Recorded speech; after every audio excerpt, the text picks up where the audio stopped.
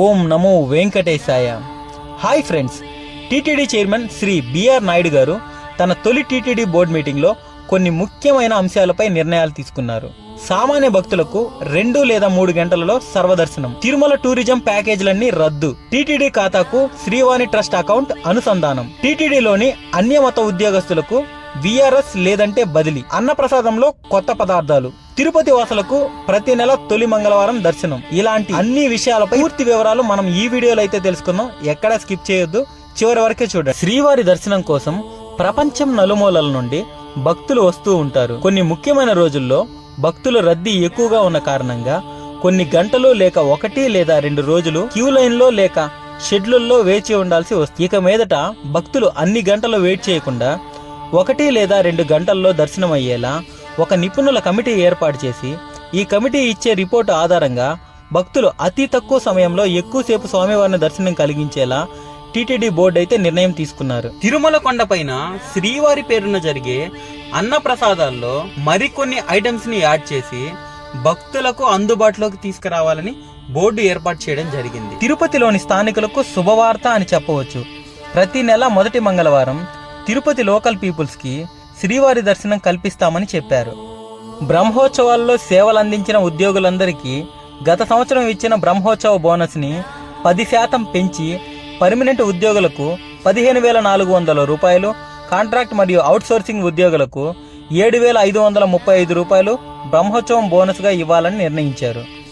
ఇక మీద తిరుమలలో ఎవరన్నా రాజకీయాలు మాట్లాడినా లేదా ప్రచారం చేసినా వారిపై కఠిన చర్యలు తీసుకుంటామని చెప్పారు. టీటీడీలో పనిచేస్తున్న అన్యమత ఉద్యోగస్తులకు విఆర్ఎస్ ఇవ్వటం లేకుంటే ఇతర శాఖలకు బదిలీ చేయడంపై ఎటువంటి చర్యలు తీసుకోవాలనే విషయంపై ప్రభుత్వానికి నివేదిస్తామన్నారు. తిరుమలలోని కాకులమాను దిబ్బ డంపింగ్ యార్డ్లో చెత్త గుట్టలుగా పేరుకుని పోవడం వలన దుర్వాసన ఎక్కువయింది. ఆ వాసనకు భక్తులు కొంతవరకు ఇబ్బందులు ఎదుర్కొంటున్నారు.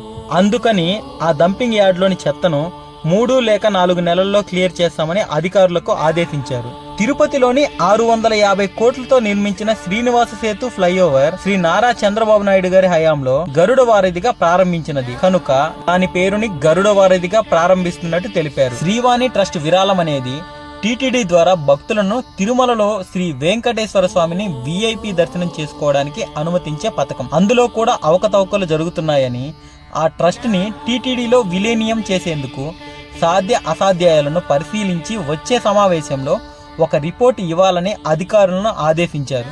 ప్రైవేట్ బ్యాంక్స్ లో ఉన్న టీటీడీ డిపాజిట్స్ వెనకకు తీసుకొని పబ్లిక్ సెక్టార్ బ్యాంక్స్ అంటే గవర్నమెంట్ బ్యాంక్స్ లో డిపాజిట్ చేసేందుకు నిర్ణయం తీసుకున్నారు.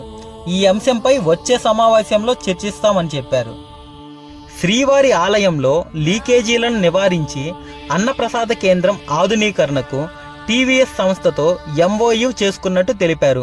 అదేవిధంగా టీవీఎస్ సంస్థ ఈ పనులను ఉచితంగా చేస్తున్నట్టు తెలిపారు. తిరుమలలో గోగర్భ డ్యాం దగ్గర విశాఖ శ్రీ శారదా పీఠానికి చెందిన మఠం నిర్మాణంలో అవకతవకలు మరియు ఆక్రమణలు జరుగుతున్నాయని టీటీడీ విజిలెన్స్ అధికారులు ఇచ్చిన రిపోర్టు ప్రకారం ఆ భవనం లీజును రద్దు చేస్తున్నట్టు తెలిపారు.